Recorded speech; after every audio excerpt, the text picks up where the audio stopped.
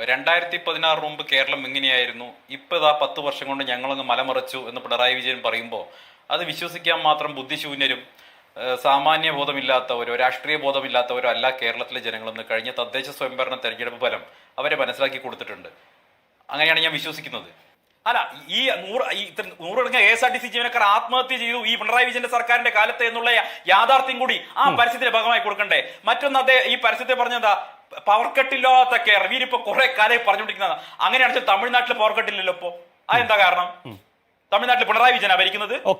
ഈ PRD എന്ന് പറഞ്ഞാൽ പിണറായി റിലേഷൻ ഡിപ്പാർട്ട്മെന്റ് അല്ല, മനസ്സിലാക്കണം. തമിഴ്നാട്ടിൽ എങ്ങനെ പവർ കട്ടില്ല, രാജ്യത്ത് മുഴുവൻ എങ്ങനെ പവർ എക്സസ് വന്നു നിങ്ങൾ മനസ്സിലാക്കണം. ശരി, ഒരുപക്ഷേ ശ്രീ സന്ദീപ് നിങ്ങൾ മനസ്സിലാക്കാത്തൊരു കാര്യം, ഒരുപക്ഷേ ഈ തമിഴ്നാട്ടിൽ ചോദിക്കുമ്പോൾ പ്രതിപക്ഷം മനസ്സിലാക്കിയിട്ടുണ്ടോ എനിക്ക് സംശയമുണ്ട്. എനിക്ക് സംശയമുണ്ട്. നിങ്ങളിപ്പോ തമിഴ്നാട്ടിൽ പവർ കട്ടില്ലോ എന്ന് പറഞ്ഞു. പക്ഷെ ഞാൻ ഇതിന്റെ കണക്കെടുത്ത് പരിശോധിച്ചപ്പോ കേരളത്തിൽ 2017 പവർ കട്ടുണ്ട്, 2018 പവർ കട്ടുണ്ട്, 2022 പവർ കട്ടുണ്ട്. 2017 ഈ രാവിലെ അരമണിക്കൂറും വൈകിട്ട് അരമണിക്കൂറും എന്നുള്ള തീരുമാനം ഏറ്റവും ഒടുവിൽ അത് വൈകിട്ട് 6:30ക്കും 10:30ക്കും ഇടയിൽ മാത്രമാക്കാൻ പൊതുജന താല്പര്യാർത്ഥം സർക്കാർ തീരുമാനിച്ചിട്ടൊക്കെ ഉണ്ട്. നിങ്ങൾ ഇതിനെക്കുറിച്ച് അറിവുള്ളവരാണോ, അതോ ഈ അന്ന് പവർ കട്ടുള്ളത് ഉണ്ട് എന്നുള്ളത് നിങ്ങും വെള്ളം കുടിക്കാതെ അങ്ങ് വിഴുങ്ങിയിരിക്കുകയാണോ? അങ്ങനെയല്ല. ഇപ്പൊ ഞാൻ ഇതിലെ പൊതുവായിട്ടുള്ള കാര്യമാണ് പറയുന്നത്. എങ്ങനെ രാജ്യത്ത് പവർ എക്സസ് വന്നു എന്നുള്ള പരിശോധിക്കണം. അങ്ങനെ രാജ്യത്ത് ഇന്ത്യ മഹാരാജ്യത്തിന്റെ ഊർജ്ജ സ്വാതന്ത്ര്യത്തിന് വേണ്ടി ഒന്നാം UPA സർക്കാർ എടുത്ത ചരിത്രപരമായ തീരുമാനത്തെ അട്ടിമറിക്കാൻ വേണ്ടി ആ സർക്കാരിനെതിരെ BJPയുമായി ചേർന്ന് അവിശ്വാസ പ്രമേയം കൊണ്ടുവന്ന പാർട്ടിയാണ് അരുണിന്റെ പാർട്ടി. ഡോക്ടർ മൻമോഹൻ സിംഗ് ഇന്തോ-US സിവിൽ ന്യൂക്ലിയർ ഡീൽ എന്തിനു വേണ്ടിയിട്ട് ഒപ്പുവെച്ചത്? രാജ്യത്തെ ഊർജ്ജ സ്വാതന്ത്ര്യത്തിന് വേണ്ടിയിട്ട് ഒപ്പുവെച്ചത്. രാജ്യത്തെ ഊർജ്ജ സ്വാതന്ത്ര്യത്തിന് വേണ്ടിയിട്ട്, ആ ഊർജ്ജ സ്വാതന്ത്ര്യത്തിന് വേണ്ടിയിട്ട് US സിവിൽ ന്യൂക്ലിയർ ഡീൽ ഒപ്പുവെച്ചപ്പോ അതിനെതിരായിട്ട് നിലപാട് സ്വീകരിച്ചവർ, കൂടംകുളത്ത് സമരം നടക്കുന്ന സമയത്ത് അതിനെ പ്രോത്സാഹിപ്പിക്കാൻ വേണ്ടി ഇവിടുന്ന് മാർച്ചുമായി പോയവർ ഓർമ്മയില്ലേ? ഇന്ന് കൂടംകുളത്ത് ആണവ വൈദ്യുതി ഉത്പാദിപ്പിക്കുമ്പോൾ കേരളത്തിനും തമിഴ്നാടിനും വിഹിതം കിട്ടുന്നുണ്ട് ഇല്ലേ? കിട്ടുന്നില്ലേ? ഇവിടെ റിന്യൂവബിൾ എനർജി കൂടുതൽ ഉത്പാദിപ്പിക്കുമ്പോൾ കേരളത്തിന് വിധം കിട്ടുന്നുണ്ട്. ഈ ഒരു സെക്കൻഡ് ഞാൻ കണക്ക് പറയാം. ഉമ്മൻചാണ്ടി സർക്കാർ അധികാരത്തിലിരിക്കുന്ന സമയത്ത് ഒരു ദിവസത്തെ വൈദ്യുതി ഉപഭോഗം എന്ന് പറയുന്നത് 4400 മെഗാവാട്ട്, ഇന്ന് 5500 മെഗാവാട്ടാണ്. 1100 മെഗാവാട്ടിന്റെ വൈദ്യുതി ഉപഭോഗം വർദ്ധിച്ചു. പക്ഷെ കേരളത്തിൽ ഈ 1100 മെഗാവാട്ടിന്റെ വൈദ്യുതി ഉത്പാദനം വർദ്ധിച്ചിട്ടില്ല. അത് നാഷണൽ ഗ്രിഡിൽ നിന്ന് എടുക്കുന്നതാണ്, വാങ്ങുന്നതാണ്. ഇനി ഞാൻ താങ്കൾക്ക് അടുത്ത റൗണ്ടിൽ വരാം ശ്രീ സന്ദീപ് വാര്യർ. അപ്പോ ഇതില് വസ്തുതാപരമായി തന്നെയും വ്യക്തത വരേണ്ട പോയിന്റ്സ് പലതുണ്ട്. ഇപ്പൊ നോക്കൂ, KSRTC കടമെടുത്താണ് ശമ്പളം കൊടുത്തത് എന്നാണ് ഒന്നാമത്തെ പേജിൽ പറയുന്നത്.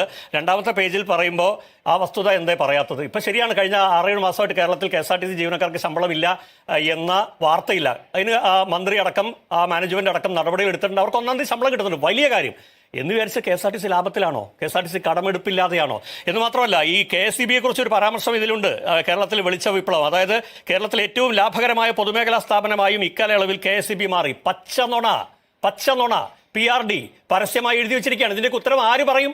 അല്ല, ഇവിടെ അഴിമതിയെ സ്ഥാപനവൽക്കരിക്കുന്നതിൽ വിജയിച്ചിട്ടുള്ള, ബാങ്ക് അക്കൗണ്ട് വഴിക്ക് മാസപ്പടി വാങ്ങുന്നതിൽ അഗ്രഗണ്യരായിട്ടുള്ള ഒരു സർക്കാർ കേരളം ഭരിക്കുകയാണ്. അപ്പൊ ഏതൊക്കെ തരത്തിൽ നിയമലംഘനം നടത്താം എന്നുള്ളത് മൈക്രോസ്കോപ്പ് വെച്ച് പരിശോധിച്ചു കൊണ്ടിരിക്കുന്ന ആളുകൾ അവിടെ ഇരിക്കുന്നു. അതിനുവേണ്ടി PR വർക്ക് നടത്താൻ വേണ്ടി കുറെ ആളുകൾ അവിടെ ഇരിക്കുന്നു. ഇന്നിപ്പോ ഞാൻ ഈ ചർച്ച തുടങ്ങുന്നതിന് തൊട്ടു മുമ്പായിട്ട് സാമൂഹ്യ മാധ്യമത്തിൽ പങ്കുവച്ചിട്ടുള്ള ഒരു സ്ക്രീൻഷോട്ട് ഉണ്ട്. അത് അയ്യപ്പദാസ് കണ്ടിട്ടുണ്ടാവുമെന്നാണ് ഞാൻ കരുതുന്നത്. ഇവിടെ ഈ സർക്കാരിന്റെ ഭാഗമായിട്ടുള്ള PRDയുടെ അസിസ്റ്റന്റ് എഡിറ്റർ ശ്രീ ജീവൻലാൽ, നേരത്തെ കൈരളിയിലെ ജീവനക്കാരനായിരുന്നു, ഇപ്പോ സർക്കാരിന്റെ ശമ്പളം പറ്റുന്ന PRDയിലെ അസിസ്റ്റന്റ് എഡിറ്ററാണ്. അദ്ദേഹം സ്വന്തം മൊബൈൽ ഫോണിൽ നിന്ന് ഇടതുപക്ഷക്കാരുടെ വാട്സ്ആപ്പ് ഗ്രൂപ്പിലൂടെ സർക്കാരിന് വേണ്ടിയിട്ടുള്ള പ്രചരണം നടത്തുകയാണ്. CPMന്റെ പ്രചരണം നടത്തുകയാണ്. അപ്പോ സഖാക്കളെ എന്ന് വിളിച്ചുകൊണ്ടുള്ള പ്രചാരണമാണ്. സ്വന്തം മൊബൈൽ നമ്പർ ഉപയോഗിച്ചുകൊണ്ടാണ്. ഞാനത് സാമൂഹ്യ മാധ്യമങ്ങൾ പങ്കുവച്ചിട്ടുണ്ട്. അപ്പോൾ PRDയിൽ ജോലി ചെയ്യുന്ന സർക്കാർ ഉദ്യോഗസ്ഥർ പോലും അവരുടെ സർക്കാർ പദവി ദുരുപയോഗിച്ചുകൊണ്ട് പ്രതിപക്ഷത്തിനെതിരായി പ്രതിപക്ഷ നേതാവിനെ അസഭ്യം പറഞ്ഞുകൊണ്ടുള്ള പ്രചരണം നടത്തുന്നത്. അതെങ്ങനെയാ സാധിക്കുന്നത്? ഏത് തരത്തിലാണ് സംസ്ഥാനത്തെ സർക്കാർ ജീവനക്കാരന് പ്രതിപക്ഷ നേതാവിനെതിരായിട്ടുള്ള ഒരു ആക്ഷേപം ഉന്നയിച്ചുകൊണ്ട് പ്രചരണം നടത്താൻ കഴിയുന്നത്? അപ്പോൾ സർക്കാരിന്റെ എല്ലാ സംവിധാനങ്ങളും ദുരുപയോഗിക്കുന്നു, പൊതു ഖജനാവിലെ പണം ദുരുപയോഗിക്കുന്നു. അത് മാത്രമല്ല, ഞാൻ നേരത്തെ പറഞ്ഞു വന്ന കാര്യം ഇതാണ്. നേരത്തെ കൊടുത്ത പരസ്യത്തിൽ തന്നെ വളരെ സെലക്റ്റീവായി ചെറിയ പിക്കിംഗ് നടത്തി ചില വാർത്തകൾ കൊടുക്കുമ്പോൾ അന്ന് ആ വാർത്തകൾക്ക് സർക്കാർ കൊടുത്ത വിശദീകരണം ഉണ്ടാവുമല്ലോ. നിങ്ങൾ പറഞ്ഞത് ശരിയല്ല എന്നുള്ള വിശദീകരണം അന്നത്തെ മന്ത്രിസഭയിലെ ആളുകൾ കൊടുത്തു. അല്ലാതെ അത്തരം വാർത്തകൾ വരുമ്പോൾ വിശദീകരണം കൊടുക്കാതിരിക്കില്ലല്ലോ. അപ്പൊ ആ വിശദീകരണം കൂടി കൊടുക്കുക എന്നുള്ളത് PRDയുടെ ഉത്തരവാദിത്തമാണ്. കാരണം അന്ന് ആ വിശദീകരണം കൊടുത്തുള്ളത് PRD തന്നെയാണ്. PRDയുടെ ആർക്കൈവ്സിൽ അന്ന് കൊടുത്ത വിശദീകരണങ്ങൾ ഇരിക്കുന്നുണ്ടാവും. അത് കൊടുക്കാതെ അന്ന് സർക്കാരിനെതിരെ വന്ന വാർത്തകൾ, അന്നത്തെ സർക്കാരിനെതിരെ വന്ന വാർത്തകൾ PRD എങ്ങനെ കൊടുക്കും?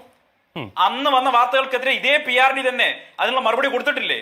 ആ കൊടുത്ത മറുപടികൾ ഇന്നും അവിടുത്തെ ആർക്കൈവ്സിൽ ഇരിക്കുന്നുണ്ടാവില്ലേ? അതായിരുന്നില്ലേ കൊടുക്കേണ്ടിയിരുന്നത്? അത് കൊടുത്തില്ല എന്ന് മാത്രമല്ല, ഇനി വസ്തുതാവിരുദ്ധമായിട്ടുള്ള കാര്യങ്ങളാണ്. അത് സംബന്ധിച്ചിപ്പോ ഞാൻ അരുൺകുമാറിനോട് കഴിഞ്ഞ ചാനൽ ചോദിച്ചു, അരുൺകുമാർ മറുപടി പറഞ്ഞില്ല. ഈ KSRTCയുടെ ലാഭത്തിലായ കാര്യം പറഞ്ഞു. ഞാൻ ഒരു കാര്യം ചോദിക്കട്ടെ, ഗണേഷിന്റെ ഒരു ഇന്റർവ്യൂ കഴിഞ്ഞ ദിവസം ഞാൻ കണ്ടു, ഗതാഗത വകുപ്പ് വന്നിട്ട്. എനിക്ക് തോന്നുന്നു മനോരമയിൽ തന്നെ അയ്യപ്പദാസിന്റെ ഇന്റർവ്യൂ തന്നെയല്ലേ ഉണ്ടായിരുന്നത്? അതിൽ സനകൻ ചോദിച്ചൊരു ചോദ്യമുണ്ട്. സനകൻ എന്താ ചോദിച്ചത്? കഴിഞ്ഞ 10 വർഷത്തിനുള്ളിൽ KSRTCയിൽ ഒരു റിക്രൂട്ട്മെന്റ് നടന്നിട്ടില്ലല്ലോ എന്ന് സനകൻ ചോദിക്കുമ്പോൾ ഗണേഷ് കുമാർ അഭിമാനത്തോടെ പറയാണ്, പണ്ടൊക്കെ KSRTCയിൽ ഒരു ബസ് പരിപാലിക്കാൻ 16 പേരോ 20 പേരോ ഉണ്ട്, ഇപ്പൊ ഞങ്ങൾ അതിന്റെ എണ്ണം കുറച്ചു കൊണ്ടുവന്നു, അങ്ങനെ ഞങ്ങൾ ലാഭത്തിലാക്കി എന്ന് പറയുന്നുണ്ട് അല്ലെ? അങ്ങനെയാണല്ലോ പറഞ്ഞത്. അതായത് UDF സർക്കാർ അധികാരത്തിന് പോകുമ്പോൾ ഈ കേരളത്തിലെ ഏറ്റവും വലിയ തൊഴിൽദാതാവായിട്ടുള്ള പൊതുമേഖലാ സ്ഥാപനം KSRTCയിൽ 14,000 മലയാളികൾ, മനുഷ്യർ, യുവാക്കൾ ജോലി ചെയ്യുന്നെങ്കിൽ ഇന്ന് പിണറായി വിജയന്റെ കാലത്ത് ഏകദേശം 20,000-ലധികം ചെറുപ്പക്കാർക്ക് തൊഴിൽ നഷ്ടപ്പെട്ടു. അതിൽ പലരും ആത്മഹത്യ ചെയ്തു. 100 കണക്കിന് മനുഷ്യർ KSRTC ജീവനക്കാർ ആത്മഹത്യ ചെയ്തു, ആത്മഹത്യയിൽ അഭയം തേടി. അങ്ങനെയുള്ള KSRTCയിൽ പുതിയ റിക്രൂട്ട്മെന്റ് നടക്കുന്നില്ല, ഇനിയും എണ്ണം കുറയ്ക്കുമെന്ന് ഗതാഗത വകുപ്പ് മന്ത്രി അഭിമാനത്തോടെ പറഞ്ഞ് അത് ലാഭമാണ് എന്ന് പറഞ്ഞ് ഇപ്പൊ പരസ്യം കൊടുക്കുമ്പോ DYFI നേതാവായ അരുൺകുമാർ പറയണം, ആ രീതിയിൽ KSRTC ലാഭത്തിലാക്കിയതിനോട് DYFIക്ക് യോജിപ്പുണ്ടോ? അല്ല, അദ്ദേഹം സ്പ്രിംഗ്ലറുടെ കാര്യം പറഞ്ഞു. സ്പ്രിംഗ്ലറിൽ അവസാനം ഗവൺമെന്റ് എന്താ ചെയ്തത്? ഗവൺമെന്റ് അല്ലേ ഓടിയത്? ഒക്കെ മറന്നുപോയോ? അദ്ദേഹം കാര്യങ്ങൾ മനസ്സിലാക്കാതെയോ അല്ലെങ്കിൽ ചില കാര്യങ്ങൾ അബദ്ധത്തിൽ സത്യം പറയുകയോ ചെയ്യുകയാണ്. നിയമപരമായിട്ട് സർക്കാരിന് പല തിരിച്ചടികളും കഴിഞ്ഞ 10 വർഷക്കാലത്തിനുള്ളിൽ സംഭവിച്ചിട്ടുണ്ട്. ഞാൻ അതിലേക്കും കടക്കുന്നില്ല. ഇവിടെ ഇന്നത്തെ വിഷയം എന്ന് പറയുന്നത് ഈ പരസ്യവുമായി ബന്ധപ്പെട്ട ചർച്ചയാണല്ലോ. അപ്പോൾ പരസ്യം കൊടുത്തതിൽ വാസ്തവത്തിൽ പിണറായി വിജയൻ സർക്കാരിന്റെ 10 വർഷം അതിനായിട്ട് താരതമ്യം ചെയ്യേണ്ടത്, അതിന് തൊട്ടുമ്പോൾ 10 വർഷമായിട്ട് താരതമ്യം ചെയ്യുന്നുണ്ടല്ലോ. അപ്പൊ ആ 10 വർഷം താരതമ്യം ചെയ്യുന്ന സമയത്ത് അതിൽ 5 വർഷം VS അച്യുതാനന്ദന്റെ സർക്കാരായിരുന്നു. അങ്ങനെയാണെങ്കിൽ അതടക്കം ചേർത്തിട്ടാണോ ഇവർ താരതമ്യം ചെയ്തിട്ടുള്ള VS സർക്കാരിന്റെ കാലത്തുള്ള വാർത്തകളാണോ ഈ കൊടുത്തിട്ടുള്ളത് എന്ന് കൂടി അവർ വെളിപ്പെടുത്തണം. ഒന്ന്. രണ്ടാമത്തെ കാര്യം, മുൻ സർക്കാരുകളെ കുറിച്ച് പറയുമ്പോൾ അല്ലെങ്കിൽ മുൻ സർക്കാരിനെ കുറിച്ച് പറയുന്ന സമയത്ത് UDF ഭരിക്കുന്ന കാലത്തെ കുറിച്ച് പറയുമ്പോൾ സർക്കാരിനെതിരായിട്ട് വന്ന വാർത്തകളും ഈ പിണറായി സർക്കാരിനെ കുറിച്ച് പറയുന്ന സമയത്ത് സർക്കാരിന് അനുകൂലമായി വന്ന വാർത്തകളും കൊടുക്കുന്നു. ഇവിടെ PRD ചെയ്തിട്ടുള്ള ഒരു കുറ്റം, ഒരു തെറ്റ് അല്ലെങ്കിൽ നിയമവിരുദ്ധത എന്ന് പറയുന്നത് അന്നത്തെ കാലത്തെ സർക്കാരിനെതിരായിട്ട് വന്ന വാർത്തകളെ പ്രതിരോധിക്കാൻ ബാധ്യതയുണ്ടായിരുന്ന സ്ഥാപനത്തിന്റെ പേരാണ് PRD. അന്ന് വന്ന വാർത്തകൾക്കെതിരായിട്ട് മുഴുവൻ PRD തന്നെ വിശദീകരണം കൊടുത്തിട്ടുണ്ട്. അവർ ആ വിശദീകരണമായിരുന്നു കൊടുക്കേണ്ടിയിരുന്നത്. ഇവിടെ വന്നിട്ടുള്ള പ്രിജി എന്ന് പറയുന്ന ഇടത് നിരീക്ഷകൻ പറഞ്ഞത് മുഴുവൻ പൊട്ട തെറ്റാണ്, വസ്തുതാവിരുദ്ധമായിട്ടുള്ള കാര്യങ്ങളാണ്. അദ്ദേഹം പറഞ്ഞത് ഒരു നിയമവിരുദ്ധത ഇല്ല എന്ന് പറഞ്ഞു. പൂർണ്ണമായി നിയമവിരുദ്ധമാണ്. ഇവിടുത്തെ 2015 സുപ്രീം കോടതി വിധി കൃത്യമായി പറയുന്നുണ്ട്. എന്തായാലും പറയുന്നത് ലെവൽ പ്ലേയിങ് ഫീൽഡ് ഉണ്ടായിരിക്കണം. ആ ലെവൽ പ്ലേയിങ് ഫീൽഡ് നഷ്ടപ്പെടുത്തിയാണോ ചെയ്തിട്ടുള്ളത്? ഇത് ഈ പരസ്യം വായിക്കുന്ന ന്യായാധിപന്മാർക്കും ഇത് കാണുന്ന ആളുകൾക്കും ബുദ്ധിയുണ്ട്, സാമാന്യ ബുദ്ധിയുണ്ടെന്ന് മനസ്സിലാവണ്ടേ? ഇവിടെ എവിടെയും സർക്കാരിനെ കുറിച്ച് പാർട്ടിയെ കുറിച്ച് പറഞ്ഞില്ല എന്ന് പറഞ്ഞാൽ കൃത്യമായിട്ടുള്ള സൂചനയല്ലേ? കഴിഞ്ഞ സർക്കാരിന്റെ കാലത്ത് ആ സർക്കാരിനെതിരായിട്ട് വന്ന വാർത്തകൾ കൊടുക്കുകയും ഈ സർക്കാരിന്റെ കാലത്ത് ഈ സർക്കാരിന് അനുകൂലമായിട്ടുള്ള വാർത്തകൾ കൊടുക്കുകയും അത് തന്നെ വസ്തുതാവിരുദ്ധമായിരിക്കും ചെയ്യുന്ന സമയത്ത് ജനങ്ങളുടെ പണം, ടാക്സ് പേഴ്സിന്റെ പൈസ ഉപയോഗിച്ചുകൊണ്ട് സർക്കാർ നടത്തിയിട്ടുള്ളത് നഗ്നമായിട്ടുള്ള നിയമലംഘനമാണ്. ഇവിടെ ആ 2015 കോടതി വിധി എടുത്ത് പരിശോധിച്ചു കഴിഞ്ഞാൽ അതിൽ പറയുന്ന കാര്യങ്ങൾ നിങ്ങൾ കൃത്യമായി പരിശോധിച്ചാൽ മതി. സർക്കാർ പരസ്യം കൊടുക്കേണ്ടത് ആ സർക്കാരിന്റെ പൊതുജനാരോഗ്യവും ക്ഷേമവും സംബന്ധിച്ചിട്ടുള്ള വികസന നേട്ടങ്ങളൊക്കെ ചൂണ്ടിക്കാണിക്കാനായിരിക്കണം പരസ്യം കൊടുക്കേണ്ടത്. അത് ഒരിക്കലും രാഷ്ട്രീയ നേട്ടത്തിന് വേണ്ടി ആയിരിക്കരുത്. അങ്ങനെ രാഷ്ട്രീയ നേട്ടത്തിന് വേണ്ടിയായി ഉപയോഗിക്കുമ്പോൾ രാഷ്ട്രീയ പ്രതിയോഗികൾക്കെതിരെ ഉപയോഗിക്കാൻ പാടില്ല, അവർക്കെതിരെ നെഗറ്റീവായിട്ടുള്ള കാര്യങ്ങൾ കൊടുക്കരുത് എന്ന് പറഞ്ഞിട്ടുണ്ട്. ഇവിടെ ആ നെഗറ്റീവ് വാർത്തകൾ കൊടുക്കുന്നു. അത് അത് മനസ്സിലാക്കാനുള്ള സാമാന്യ ബോധം നീതിപീഠത്തിലിരിക്കുന്നവർക്കുണ്ട്. അത് മനസ്സിലാക്കിയാൽ മതി. ഇവിടെ ഞാൻ ചോദിക്കട്ടെ, അങ്ങനെയാണെങ്കിൽ ഇവര് പരസ്യം കൊടുക്കേണ്ടത് ഈ സർക്കാരിന്റെ കാലത്ത് നെഗറ്റീവ് വാർത്തകൾ എന്താ കൊടുക്കാത്തത്? ഈ സർക്കാരിന്റെ കാലത്ത് സ്കൂൾ കെട്ടിടത്തിൽ നിന്ന് പാമ്പ് ഇടിയേറ്റ് കുട്ടി മരിച്ചു എന്ന് എന്താ കൊടുക്കാത്തത്? മെഡിക്കൽ കോളേജ് ഇടിഞ്ഞു വീടിഞ്ഞ് ശ്രദ്ധിക്കാത്തതാണോ ഇതില്? രണ്ടാമത്തെ പേജില്, ഒന്നാം പേജിലുള്ള കാര്യങ്ങളുടെ ഒരു സെക്കൻഡ് ഞാൻ താങ്കളുടെ ശ്രദ്ധയിലേക്ക് തന്നെയാ. രണ്ടാമത്തെ പേജിൽ ഈ ആരോഗ്യ മേഖലയെ കുറിച്ച് കേവലം 3 വാചകമേ ഉള്ളൂ. ഒന്നാമത്തെ പേജിൽ ആരോഗ്യ മേഖലയെ കുറിച്ചും കേവലം 3 വാചകങ്ങൾ. എന്തായിരിക്കും ഈ രണ്ടാമത്തെ പേജിൽ ആരോഗ്യ മേഖലയെ കുറിച്ച് ഒന്നും പറയാനില്ലാത്ത ഈ സർക്കാരിന്?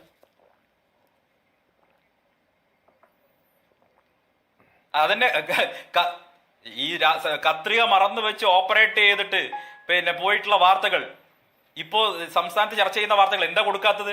ശബരിമലയിൽ അയ്യപ്പന്റെ സ്വർണം കവർന്ന് CPM നേതാക്കന്മാർ ജയിലിലാണെന്ന വാർത്ത എന്താ കൊടുക്കാത്തത്? അതൊന്നും കൊടുക്കില്ല. അപ്പൊ സർക്കാരിനെതിരെ വന്നിട്ടുള്ള ഒരുപാട് കാര്യങ്ങളുണ്ട്. ഈ സർക്കാരിന്റെ കാലത്ത് സംഭവിച്ചിട്ടുള്ള ഒരുപാട് തട്ടിപ്പുകളും വെട്ടിപ്പുകളും ഉണ്ട്. അപ്പൊ ആ തട്ടിപ്പുകളും വെട്ടിപ്പുകളും അഴിമതികളും ഉൾപ്പെടെയുള്ള കാര്യങ്ങളോ, K-ഫോൺ ഉൾപ്പെടെയുള്ളവർ അവകാശവാദങ്ങൾ, അതൊക്കെ നമുക്ക് പൂർണ്ണമായും തെറ്റാൻ തെളിയിക്കാൻ സാധിക്കും. എന്തൊക്കെ അവകാശവാദമായിരുന്നു? അതിന്റെ 1% പോലും പൂർത്തീകരിക്കാൻ അവർ കഴിഞ്ഞിട്ടില്ല. ഈ സർക്കാരിന്റെ കാലത്ത് ഇവർ പ്രധാനപ്പെട്ട അപ്പൊ ഗെയിൽ പൈപ്പ് ലൈനിനെ കുറിച്ച് പറഞ്ഞു. അങ്ങനെയാണെങ്കിൽ അന്നത്തെ പരസ്യത്തിൽ രാജീവിന്റെ ഫോട്ടോ കൂടി കൊടുക്കണ്ടേ? ഗെയിൽ എന്ന് പറയുന്ന ഗെയിൽ പൈപ്പ് ലൈൻ എന്ന് പറയുന്നത് ബോംബാണെന്ന് പറഞ്ഞ് രാജീവ് നടത്തുന്ന സമരത്തെ കുറിച്ച് എന്താ ആ ഫോട്ടോ കൊടുക്കാത്ത? എന്താ അന്ന് സമരം നടത്തിയവരെ കുറിച്ച് എന്താണ് ആ പരസ്യത്തിൽ കൊടുക്കാത്തത്? അപ്പൊ ഇതൊക്കെ ഇരട്ടത്താപ്പും തട്ടിപ്പും ഈ ജനങ്ങളുടെ പണം ദുരുപയോഗിച്ചുകൊണ്ട് സർക്കാരിന് വേണ്ടി പിണറായി വിജയന്റെ പരസ്യം കൊടുക്കുന്നതാണെന്ന് ആർക്കാ മനസ്സിലാവാത്തത്? ഇതൊക്കെ മനസ്സിലാക്കിയിട്ട് നമ്മൾ ചോദ്യം ചെയ്യുമ്പോൾ എന്നാ നിങ്ങൾ പോയി കേസ് കൊടുത്തോന്ന്. കേസ് കൊടുത്ത് അതിന് വിധി വരാൻ ഈ സമയം എടുക്കും. അപ്പോഴേക്കും ഞങ്ങളുടെ പരിപാടി കഴിഞ്ഞിട്ടുണ്ടാവുന്നതാണ്. ഈ കൊള്ള ചെയ്ത് കൊണ്ടുപോകുന്ന ആളുകൾ ഞങ്ങൾക്ക് PRDയുടെ ഉദ്യോഗസ്ഥരോടാ പറയാനുള്ളത്. എണ്ണി അടുത്ത UDF സർക്കാർ ഇവരെ കൊണ്ട് ഇതിനൊക്കെ മറുപടി പറയിക്കും.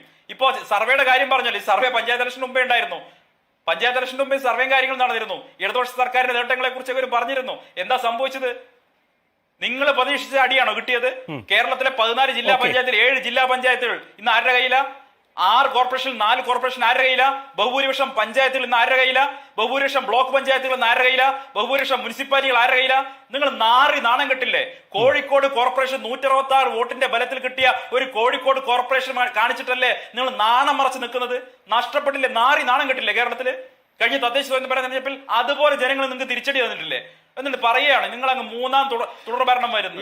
ഒരു തുടർഭരണം വരാൻ പോകുന്നില്ല. സച്ചിദാനന്ദൻ പറഞ്ഞ പോലെ ഈ തുടർഭരണം വന്നു കഴിഞ്ഞാൽ നിങ്ങളുടെ പാർട്ടിയുടെ അധോഗതിയായിരിക്കും എന്ന് സച്ചിദാനന്ദൻ അടക്കമുള്ള ആളുകൾ പറയുന്നു. നിങ്ങളുടെ തന്നെ നേതാക്കന്മാർക്ക് പാർട്ടി മെമ്പർഷിപ്പ് പോലും കൊടുക്കാൻ താല്പര്യമില്ലാത്ത കാലമാണ് കടന്നു പോകുന്നത്. ഇങ്ങനെ ഒരു കാലത്ത് ഇവിടെ ഇരുന്നിട്ട് സർക്കാരിനെ ന്യായീകരിക്കാൻ വേണ്ടി കള്ളത്തരം നിങ്ങൾ നിങ്ങളെ പൈസ കൊടുത്ത് പരസ്യം കൊടുത്തോ?